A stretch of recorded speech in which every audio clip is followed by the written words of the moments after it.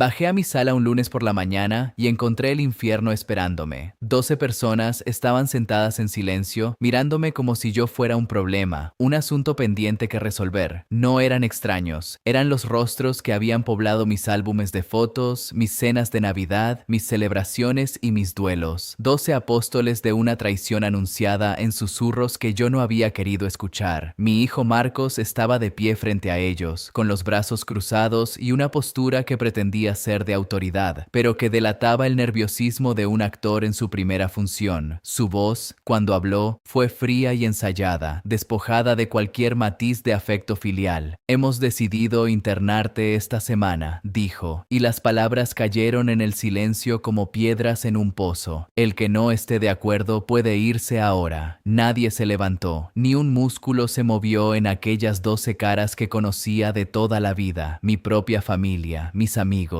mis vecinos. Me sentenciaban sin juicio antes de que se enfriara el café que algunos sostenían en tazas que yo mismo había comprado. Pero la vuelta que da esta historia es de las que no se olvidan, y la persona que bajó esas escaleras no era la misma que subiría después. Me llamo Rodrigo Valverde Ortega, tengo 53 años, soy ingeniero civil, he construido puentes y edificios que siguen en pie. He aprendido que las estructuras no mienten. El hormigón te dice la verdad sobre su tensión. El acero te muestra sus límites. Un cálculo erróneo se manifiesta en una grieta, visible para quien sepa mirar. Las personas no. Las personas ocultan sus fracturas internas tras fachadas de normalidad. Sonríen mientras calculan la demolición. Esa mañana de octubre todo parecía normal. El sol entraba por la persiana a medio subir, dibujando franjas de luz sobre la alfombra. Había dormido bien, un sueño profundo y sin sobresaltos, el descanso de un hombre que cree tener su vida bajo control.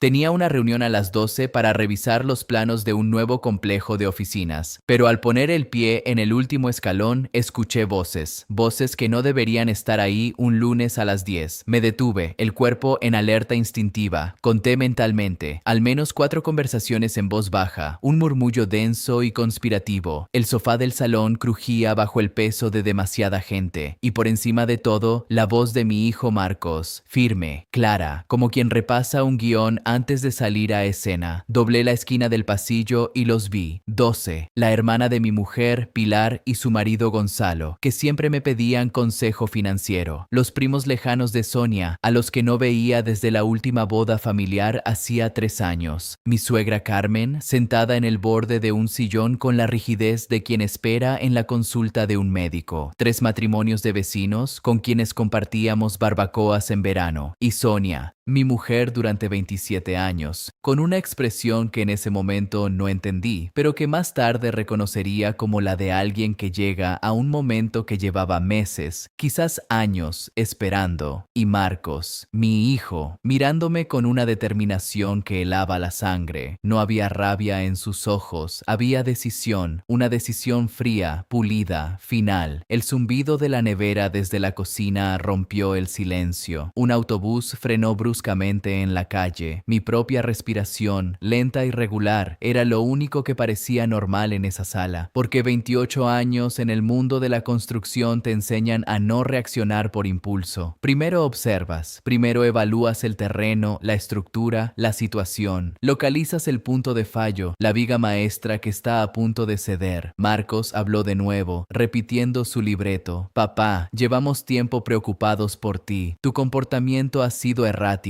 Necesitas ayuda profesional. Ya está todo organizado. Vamos a internarte. Hizo una pausa dramática, mirando a su público. El que no esté de acuerdo, que se levante y se vaya. Silencio total. Nadie se movió. Los miré uno a uno, despacio. Pilar bajó la vista hacia sus manos. Su marido, Ernesto, se dedicó a estudiar un punto inexistente en la alfombra. Mi suegra Carmen, sin embargo, me miraba con un convencimiento absoluto. No había maldad en su gesto, sino la certeza inquebrantable de quien cree estar haciendo haciendo lo correcto, lo necesario. Alguien, me di cuenta, había trabajado durante mucho tiempo, con paciencia de artesano, para llenar esa sala de testigos convencidos. Y los testigos convencidos son infinitamente más peligrosos que los cómplices. Los cómplices saben que mienten. Los testigos convencidos repiten la verdad que les han contado. Crucé el salón despacio, con la misma cadencia con la que camino por el esqueleto de una obra en inspección. Me senté en la única silla vacía, una que habían dejado deliberadamente en el centro, como el asiento del acusado. Puse mi taza de café, aún caliente, sobre la mesita de centro. El sonido de la porcelana contra la madera fue nítido y desafiante. Miré a mi hijo. «Esta casa es mía», dije, y mi voz sonó tranquila, sin un atisbo de temblor. «Tienen 20 minutos para salir todos». El silencio que siguió fue diferente. Ya no era el silencio tenso de la expectación, sino el silencio atónito de algo que no sale según el plan. Marcos abrió la boca y la volvió a cerrar, como un pez fuera del agua. Sonia seguía sin mirarme, con los ojos fijos en el suelo, como si el patrón de la madera contuviera las respuestas que no se atrevía a buscar en mi cara, y yo, en ese momento, no sabía todo lo que ella sabía, pero sabía suficiente. Llevaba semanas sabiendo suficiente. Lo que esas 12 personas no sabían es que yo no había bajado esas escaleras desprevenido. Lo que no sabían es que esta reunión, esta puesta en escena, era exactamente lo que mi abogada me había dicho que pasaría. Una demostración de consenso familiar, bien organizada, bien documentada, diseñada para aplastar cualquier resistencia. Lo que no calcularon es que yo también llevaba semanas construyendo algo, no con voces ni con escenas teatrales, sino con el silencio de los documentos, con la frialdad de las fechas, con la contundencia de las pruebas. Y mi construcción, mi contraestructura, era lo suficientemente sólida para derrumbar la suya sin necesidad de levantar la voz. Mi hijo lo intentó de nuevo, pero su voz ya no era fría, temblaba un poco. «Papá, por favor, no lo hagas más difícil. Lo hacemos porque te queremos». Lo miré, y por un instante no vi al hombre de 24 años que tenía delante, sino al niño de 7 al que le enseñé a usar un nivel de burbuja en el porche.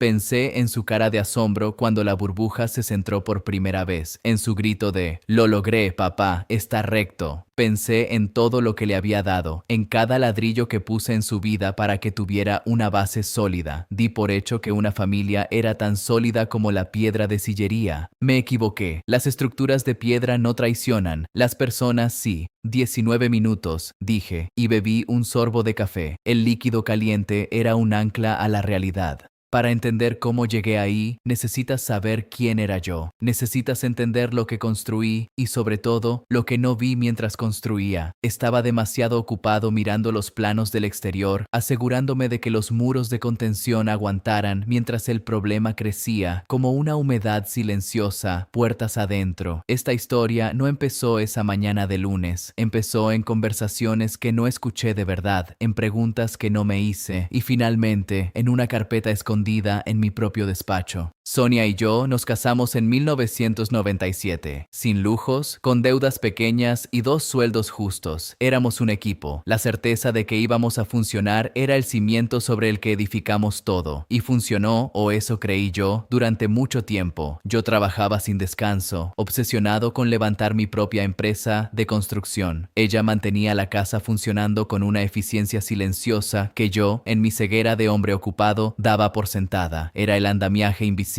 que sostenía mi vida, y nunca me paré a comprobar su estado. Marcos nació en 1999. Recuerdo llegar tarde al hospital, con polvo de cemento aún en las botas. Mientras lo sostenía, torpemente, le prometí en silencio todo lo que yo no tuve: seguridad, oportunidades, una vida sin la angustia de no llegar a fin de mes. Y cumplí mi promesa, quizás demasiado bien. Fundé mi propia empresa. El dinero dejó de ser un problema. Sonia dejó su trabajo en la administración para cuidar de la casa y del niño a tiempo completo. Fue una decisión que pareció práctica en su momento, pero que, con el tiempo, cambió la dinámica de poder dentro del matrimonio sin que yo me diera cuenta. Yo traía el sustento, ella gestionaba el hogar. Parecía un equilibrio perfecto, pero era una balanza que se inclinaba cada vez más. Marcos creció sin que le faltara de nada. Colegio privado, universidad privada, un coche nuevo al graduarse, un apartamento en el centro de Madrid cuyo alquiler alquiler yo pagaba religiosamente cada mes. No me arrepiento de haberle dado una base, pero una base que no cuesta sudor no enseña a construir, enseña a habitar cómodamente lo que otros construyen para ti. Trabajó 2 años conmigo en la empresa y lo dejó. Dijo que el mundo de la construcción no era lo suyo. Yo seguí pagando el apartamento. Sonia y yo nos convertimos en una sociedad funcional, una empresa bien gestionada. No había peleas, no había gritos, pero tampoco había conversaciones importantes. Confundí la ausencia de conflicto con la presencia de bienestar, y la distancia entre nosotros creció en el silencio, como una fisura en un muro, imperceptible al principio, pero ensanchándose con cada estación, hasta que fue demasiado tarde para una simple reparación.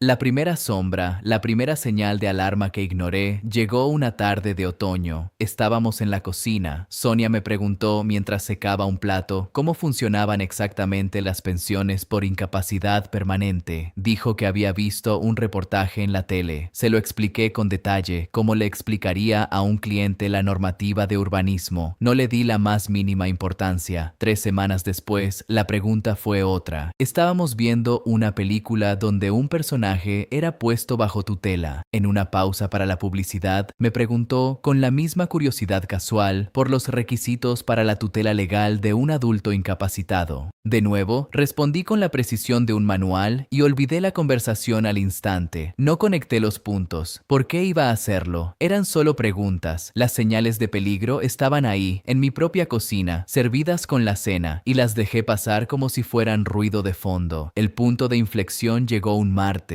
al día siguiente de una cena tranquila y aparentemente normal. Volví a casa a mediodía para recoger unos planos que había olvidado. Sonia había salido de compras. El ordenador portátil que usábamos en la cocina estaba encendido. La sesión de su correo electrónico estaba abierta y un email en la bandeja de entrada me heló la sangre. El remitente era Dr. Aurelio Campos, psicólogo clínico. El asunto decía, informe actualizado RBO, mis iniciales, Rodrigo Valverde Ortega. El corazón me empezó a latir con la fuerza de un martillo pilón. Con un clic tembloroso abrí el correo. El documento adjunto tenía 12 páginas. Informe de observación conductual, Rodrigo Valverde Ortega.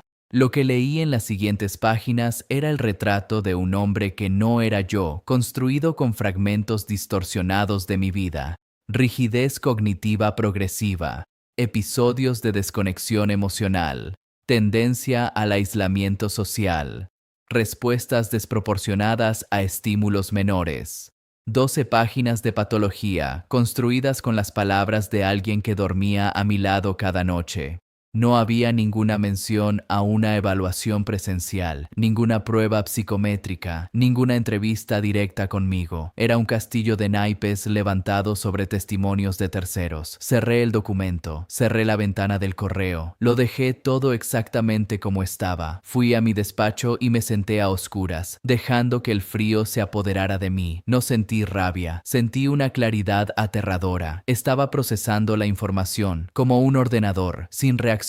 Cuando Sonia volvió, cargada con bolsas de la compra, salí a ayudarla. Actué con total normalidad. Le pregunté qué tal la mañana. Hablamos del tiempo. Eso era lo más perturbador. No la conspiración en sí, sino la pasmosa normalidad con la que ella vivía dentro de ella. Los días siguientes observé mi casa como si fuera una obra ajena, buscando fallos estructurales, y los encontré por todas partes. Sonia usaba el teléfono con una discreción nueva. Lo inclinaba hacia ella. Bajaba el brillo de la pantalla, lo guardaba si yo entraba de repente en la habitación. Las conversaciones casuales sobre la salud mental en hombres de mi edad aparecían con una frecuencia sospechosa. Leí un artículo sobre cómo el estrés laboral afecta a la memoria a nuestra edad. Decía mientras leía el periódico, a veces la familia lo nota antes que el propio afectado. Frases lanzadas al aire como semillas. Yo asentía, ofrecía un comentario vago y guardaba cada palabra, cada inflexión. Marcos vino a cenar un jueves. La cena fue una trampa mal disimulada. Habló del sector de la construcción, pero hacía preguntas no para escuchar la respuesta, sino para observar cómo respondía yo. Eran tests de estrés. Entonces lo soltó. Estaba leyendo sobre el agotamiento cognitivo en hombres de tu generación, papá. Mucha presión, mucha responsabilidad. Sonia añadió desde el otro lado de la mesa, como una réplica ensayada. Es verdad, yo también leí algo sobre eso. Dicen que los primeros síntomas son sutiles. Bebí un sorbo de agua, me limpié la boca con la servilleta y respondí con la máxima calma. Les dije que mi empresa tenía contratado un servicio de revisiones médicas anuales de alto nivel para los directivos y que la última, de hacía apenas 2 meses, había salido perfecta en todos los parámetros, incluido el chequeo neurológico. Cambié de tema preguntándole a Marcos por un amigo suyo, pero vi en su cara una milésima de segundo de desconcierto. Yo me había salido de su guión. Esa misma semana, buscando unas escrituras viejas en el armario del despacho, mi mano tropezó con una caja de cartón que no recordaba. Dentro, debajo de viejas declaraciones de la renta, había una carpeta azul sin etiqueta. La abrí y el mundo se detuvo. Expediente de modificación de la capacidad jurídica. Juzgado de primera instancia número 17. Fecha de presentación, 4 de abril, 6 meses atrás. Me senté en el suelo del despacho, con la carpeta en el regazo. El aire se volvió denso, pesado. Pasé las páginas una a una. La solicitud de inicio del procedimiento, firmada por Sonia. La declaración jurada de Marcos como principal testigo de mi deterioro. El informe del doctor Aurelio Campos que ya había visto, ahora impreso y grapado. Y una lista, un anexo de episodios de mi vida, reescritos, tergiversados para parecer síntomas de una enfermedad mental. Una discusión sobre dónde pasar las vacaciones se convertía en inflexibilidad patológica. Mi necesidad de silencio después de un día de trabajo era aislamiento y apatía. Guardé todo exactamente como estaba. Volví a colocar la carpeta en la caja en el armario, en su sitio exacto. Fui a la cocina y me serví un vaso de agua. Las manos no me temblaban. Sonia me preguntó desde el salón si había encontrado lo que buscaba. Sí, respondí con la voz firme. Ya está. Esa noche no dormí. Me quedé inmóvil, mirando el techo, mientras ella dormía a mi lado. Pero ella no lo supo, porque llevo años aprendiendo a no mostrar las grietas de la fachada hasta tener listo el refuerzo estructural. El lunes siguiente no fui a la obra. Fui a un despacho de abogados en el centro de la ciudad. Beatriz Serrano Molina, una mujer de mi edad, con una mirada directa y una inteligencia afilada. Le conté todo, hechos, fechas, documentos, sin interpretaciones, sin sentimentalismos, como si le estuviera presentando el informe de una patología estructural. Escuchó durante casi 1 hora sin interrumpir, solo tomando notas. Tráigame copia de todo lo que ha encontrado, dijo al final, y no mueva un solo mueble en casa. Siga actuando con normalidad.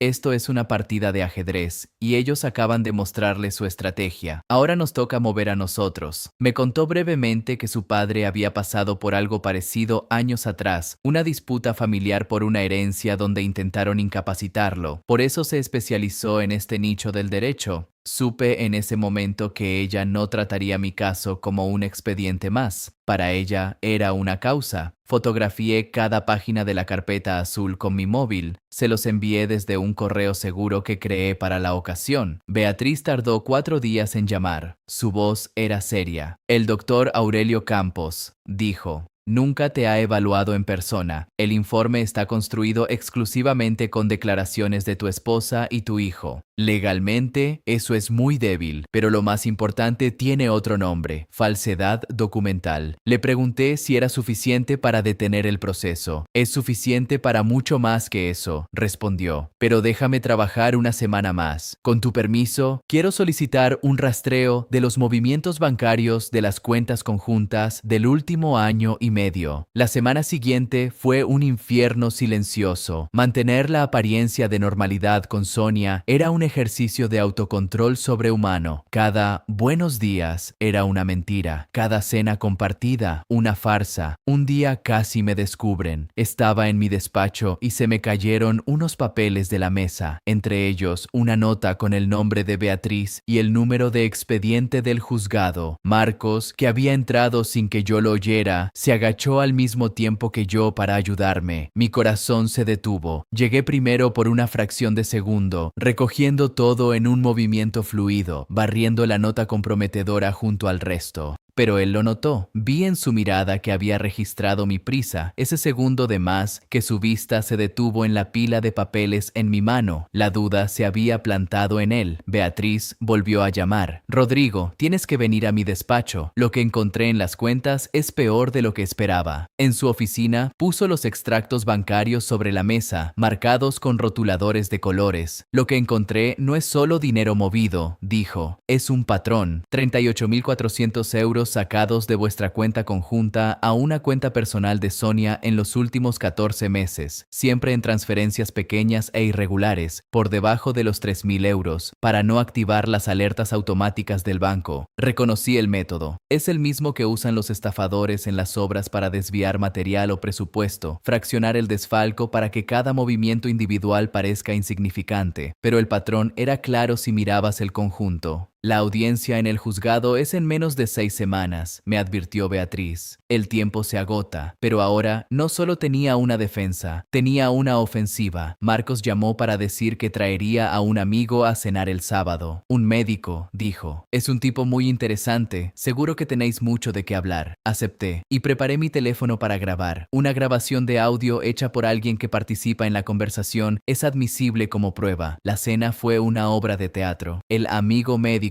un tal Vicente, empezó a hacerme preguntas sutiles, disfrazadas de charla casual, sobre mi memoria, mis patrones de sueño, mi capacidad de concentración. Yo respondí con calma, con una precisión casi quirúrgica, salpicando mis respuestas con detalles técnicos complejos de mi trabajo, de cálculos estructurales y normativas de materiales que demostraban una mente completamente lúcida y funcional. El teléfono, en el bolsillo interior de mi chaqueta, grababa cada palabra, cada pausa, cada pregunta capciosa. Esa noche tenía una nueva pieza para mi construcción. La llamada final de Beatriz llegó una mañana de jueves. Su voz contenía una nota de triunfo contenido. Rodrigo, lo tenemos. El doctor Aurelio Campos tiene la colegiación suspendida por el Colegio Oficial de Psicólogos desde hace 16 meses, por una sanción disciplinaria grave. No puede emitir informes con validez legal. El documento que presentaron en el juzgado no vale nada, es papel mojado. Colgué el teléfono y supe que el final estaba cerca. El jueves por la noche escuché a Sonia hablando por teléfono con Marcos desde su cuarto, en voz baja, concentrada. No entendí las palabras, pero reconocí el tono. Estaban preparando el siguiente movimiento, probablemente acelerando las cosas porque sentían que yo sospechaba algo. El domingo, Marcos llamó. Dijo que vendría a comer el lunes.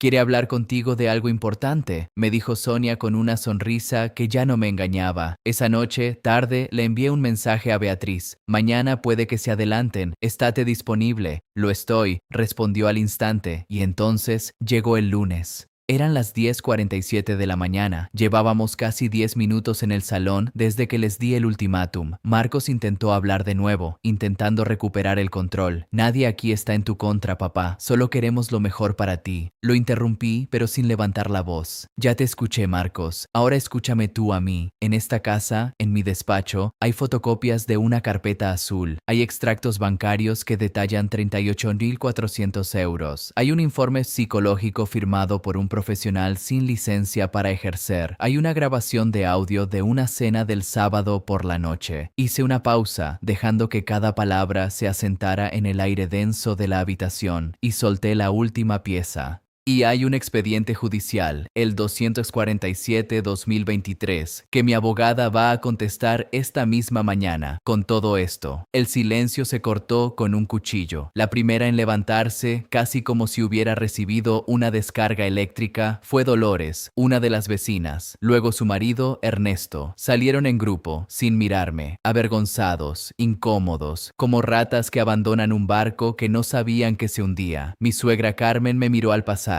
y en sus ojos ya no había convicción, sino el principio de una duda terrible, la más horrible de todas, la de haber sido utilizada. En el salón solo quedamos 4, Sonia, Marcos, mi hermano Emilio, a quien yo había llamado esa misma mañana pidiéndole que viniera sin hacer preguntas, solo para tener un testigo de mi lado, y yo. El timbre sonó. Emilio fue a abrir. Era Beatriz. Entró con su maletín y una calma absoluta que llenó la habitación. Se sentó a mi lado, en la silla que había ocupado mi suegra. Abrió el maletín y empezó a colocar documentos sobre la mesa, uno por uno, con la precisión de un cirujano. Primero, el certificado oficial de suspensión de colegiatura del psicólogo, falsedad documental y estafa procesal, dijo con voz clara y neutra. Segundo, los extractos bancarios marcados, apropiación indebida continuada. Tercero, la transcripción notarial de la cena grabada, intento de evaluación médica sin consentimiento en un entorno privado con posible coacción. Marcos se levantó y fue hacia la ventana, dándonos la espalda. Sonia tenía las manos planas sobre la mesa, los dedos extendidos, como si temiera hundirse a través de la madera. Tienen 2 opciones, dijo Beatriz, mirándolos a ambos. La primera es que su abogado presente un escrito de retirada voluntaria de la demanda de modificación de capacidad antes de las 2 de la tarde de hoy. La segunda es que a las 2:01 nosotros presentemos todo esto en el juzgado y una querella por la vía penal contra ambos. Elijan. Marcos se giró, el rostro pálido. Papá, yo no sabía. Ya sé lo que querías. Lo corté sin rabia, solo con un cansancio infinito que me pesaba en los huesos. Entonces intentó su última y patética jugada, la última grieta que derrumbaría su precaria estructura. Yo no sabía que el informe del psicólogo era ilegal. De todos los papeles se encargó mamá. Y miré a Sonia, y ella lo miró a él, y en esa mirada que cruzaron, en ese instante de traición final entre los conspiradores, la estructura que habían construido juntos se derrumbó sobre sí misma en un estruendo silencioso. El expediente fue retirado esa misma tarde. El dinero fue devuelto a la cuenta conjunta en menos de 24 horas. Sonia se fue esa misma tarde, sin gritos, sin reproches, solo el sonido de una maleta cerrándose y el clic de la puerta. Un día después, le entregué a Marcos una única hoja de papel. En ella había 3 frases escritas a mano. La primera rescindía el contrato de alquiler de su apartamento, con efecto a final de mes. La segunda cancelaba la financiación de su coche, que tendría que asumir él. La tercera decía: esta casa siempre fue tuya para crecer, ya creciste. Leyó el papel, me miró, los ojos buscando una emoción en mí que no iba a encontrar. ¿Eso es todo?, preguntó, la voz apenas un susurro. Eso es todo, respondí. Lo que se pierde en una batalla así no es el dinero, es la versión de la vida que creías estar viviendo. La imagen de la cara de tu hijo a los 8 años, riendo mientras le enseñas a clavar un clavo, ahora coexiste para siempre con la del hombre que, con fría deliberación, intentó encerrarte. Ambas son ciertas, eso es lo más difícil de aprender. No me he vuelto un hombre desconfiado, me he vuelto un hombre que revisa sus propias estructuras con más frecuencia. Un hombre que sabe que los puentes más importantes no están hechos de acero y hormigón, y que las grietas más peligrosas son las que crecen lentamente y en silencio, en los lugares donde nunca pensaste que tendrías que mirar.